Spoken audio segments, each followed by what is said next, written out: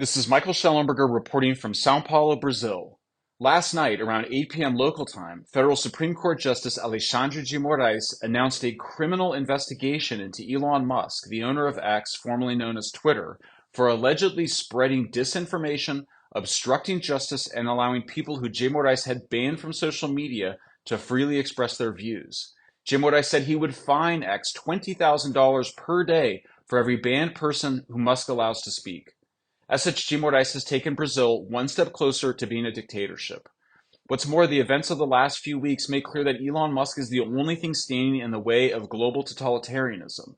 Without free speech, there can be no democracy. If X goes down, we must continue to fight. We can continue to communicate through email and other social media platforms such as Facebook. But email is no substitute for the capacity of social media platforms to share information instantaneously with millions of people.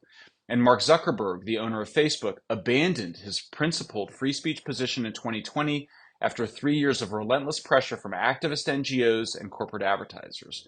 Today, Facebook actively represses the spread of news. As for the mainstream corporate news media, it's never been more corrupt and totalitarian. With few exceptions, the corporate news media spread disinformation and government propaganda as a matter of policy.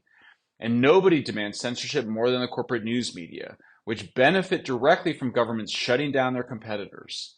Governments are either not protecting free speech or actively participating in the war upon it. Last month, the U.S. Supreme Court held a hearing where the justices made clear that they were fine with the U.S. government pressuring social media companies to censor. Last week, the Scottish government implemented a law to crack down on so-called hate speech, including jokes by comedians. In Ireland, the government wants the power to send police into people's homes to search computers and phones for so-called hate speech. In Canada, the governing Liberal Party wants the power to send people to prison for life for things they've said. And the European Union has empowered a tiny group of bureaucrats to decide what is true and false and engage in mass censorship. All of this is happening at the very same moment that my colleagues and I have revealed that government intelligence organizations are working through NGOs to interfere in elections by spreading disinformation about populist activists and political candidates.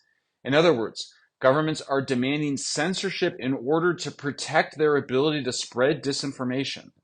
Making matters worse, governments are directly financing corporate news media. The current Brazilian government is spending 30 times more than the previous government on media advertising in order to spread its disinformation. I never in my life thought I would live to see the rise of totalitarianism in Western countries. A powerful minority of educated elites around the world are demanding the censorship, persecution, and even incarceration of their political enemies. Naturally, they're doing so in the name of saving democracy. I am shocked and embarrassed that I used to call many of these totalitarians my friends and allies. The only explanation is that they're in the grip of mass psychosis after years of media propaganda and government disinformation, falsely claiming that populist political movements are undemocratic and a threat to democracy. The fact that the future of free speech rests upon the shoulders of a single individual is not something any of us should want. I do not think that this is a responsibility Elon Musk wants.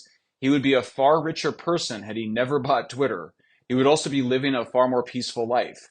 After Musk bought Twitter, the Biden administration and the Democratic Party declared war on him and his companies. Various government agencies filed multiple frivolous lawsuits against him and his companies in ways very similar to the war that the Brazilian government is waging against X. What all of this reveals is that until Musk had bought Twitter, we really didn't have freedom of expression. The US government felt that it controlled both the corporate news media and social media companies. We saw in the Twitter files that the FBI orchestrated a disinformation and censorship campaign in order to protect Joe Biden. Starting with the Cyber Threat Intelligence League, operatives working for the US Department of Defense and the British Ministry of Defense sought to hide their censorship and their disinformation efforts as cybersecurity. After that, the U.S. Department of Homeland Security and the Stanford Internet Observatory engaged in a mass censorship effort around the 2020 elections and COVID. It is today clear that the intelligence and security agencies have been working together around the world to gain control over social media platforms in order to discredit, prosecute, and even incarcerate populist leaders. The evidence is now overwhelming that the FBI and Secret Service are covering up evidence related to the January 6, 2021 Capitol riot in Washington, D.C. And there's still much we do not know about the eerily similar riot in Brazil's capital on January 8, 2022. There's much we need to do to fight back. First, every